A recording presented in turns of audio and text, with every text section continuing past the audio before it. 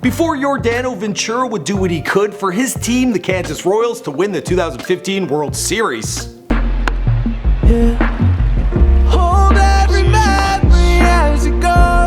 Before Yordano Ventura's 102-mile-an-hour fastball earned him a 5-year, $23 million contract with the Royals. It breaks out again, and this is a good one, folks. Before Ventura got into an on-field fight with Adam Eaton, which resulted in the benches being emptied and 6 players being suspended.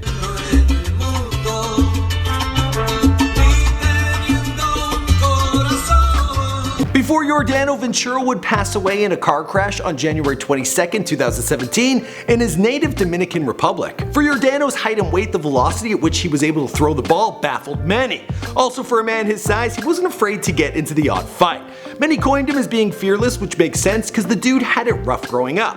Living in poverty with no father, he quit school when he was just 14 to work construction so he could help his mother pay the family bills. When he wasn't working, he would be at the local baseball arena where his fast arm earned him quite the reputation. Eventually, scouts heard word of his talents and he would get a shot at a bright future, but he still had a lot to prove. Ventura spent the entirety of his brief career with the Royals and did his part to bring the team to a World Series win. Sadly, his life has ended far too early and he leaves behind a wife and a daughter. In a strange coincidence, it was also on this day that another professional baseball player also died in a car crash in the Dominican Republic. Andy Marti, who played for the Atlanta Braves, Cleveland Indians, among other teams and organizations. Clearly a devastating day for many and the baseball community as a whole. The Dominican Republic lives in his lightning arm, an island nation poor in resources but rich in effort in baseball history. What's going on, guys? My name is Michael McCrudden, documenting the life and career of Yordano Ventura before his untimely passing, here for you on Before They Were Gone. The world lost another baseball player just last year in a boating accident, Jose Fernandez. We've also done a Before They Were Gone video on him. Be sure to check that out. Feel free to leave your condolences in the comments down below and let me know who you want us to document next. Yordano Ventura was born in Samana, Dominican Republic on June 3rd, 1991. He grew up with his mother Marisol, who was divorced. Little is known about his father, but based on his last name, I have my own theory. That's okay. I was just practicing my mantra.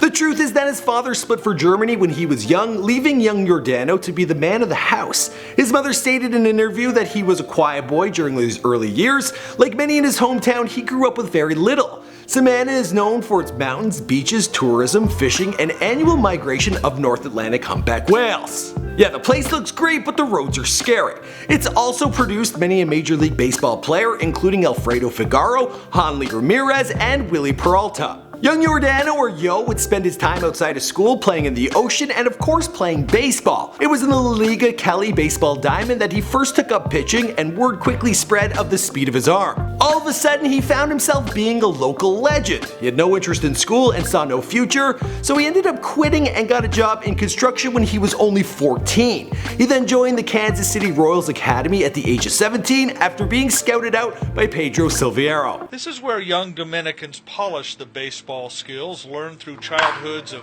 running and swimming, playing a cricket-like street game called La Paquita.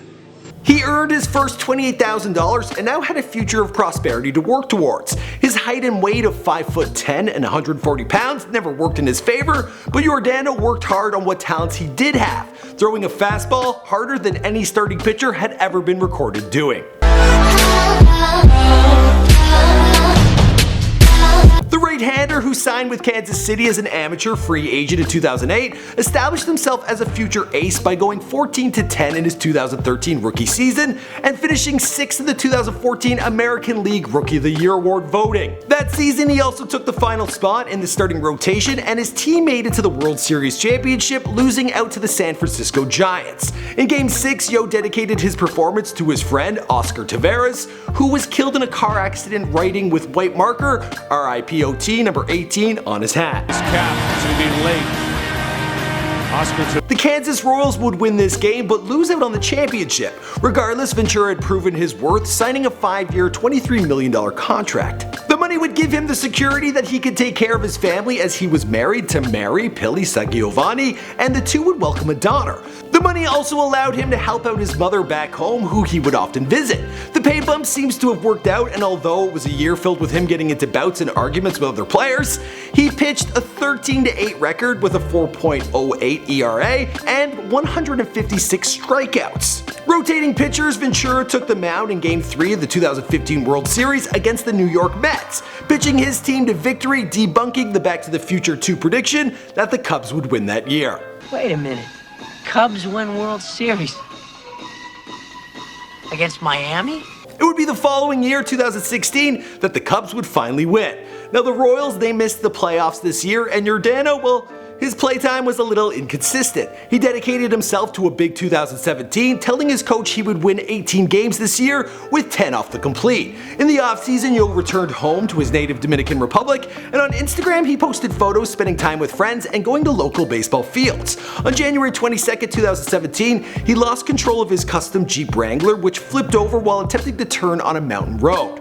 Ventura was thrown out of his vehicle and was presumed dead by the time the authorities arrived. He was the sole passenger in the vehicle, and at the time of this recording, no information has been given if alcohol played any factor, but the fact that 2 people crashed on this day also goes to show you that the Dominican Republic could use safer roads. Our thoughts and prayers go out to him as well as his family. As for the rest of the story, well, that's pretty much it, because this is before they were gone. My name is Michael McCrudden, and we make all sorts of celebrity bios here for you on this channel. We've been doing more and more athletes. We want to know how you feel about these. We've also done one on Jose Fernandez, who passed away last year. Be sure to check those out, and I'll see you guys in another video.